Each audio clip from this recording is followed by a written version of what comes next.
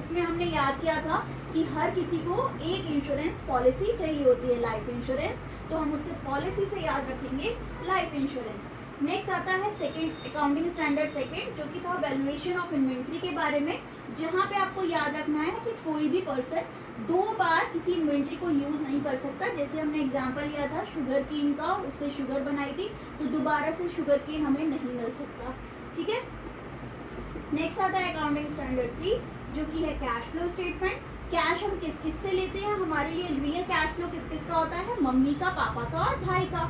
ठीक है, तो हमें तीनों से मनी मिलती है, तो हम कैश फ्लो स्टेटमेंट से याद रखेंगे। अकाउंटिंग स्टैंडर्ड 3 में आता है।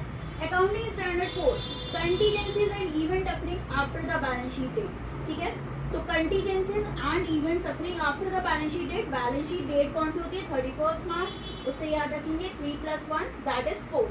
नेट प्रॉफिट और loss for prior period, prior period से याद रखेंगे, प्रायर शब्द में कितने लेटर्स हैं, 5, तो आप 5 लेटर्स है, तो 5 नंबर पे आता है अकाउंटिंग स्टैंडर्ड 5।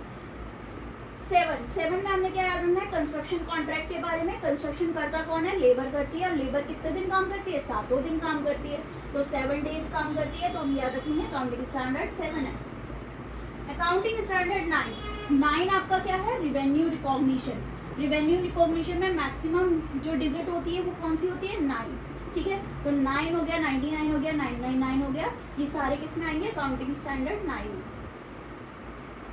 अकाउंटिंग स्टैंडर्ड 10, उसे याद रखेंगे प्लांट।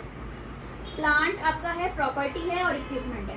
प्लांट, प्रॉपर्टी और इक्विपमेंट ये सारे क्या हैं, आपके फिक्स असेट है, और आगे चल के आपकी वाइफ भी आपका क्या होती है, फिक्स असेट होती है। और बहुत लोग बोलते हैं कि वाइफ क्या करती है, 10 घंटे लगाती है तैयार होने में, तो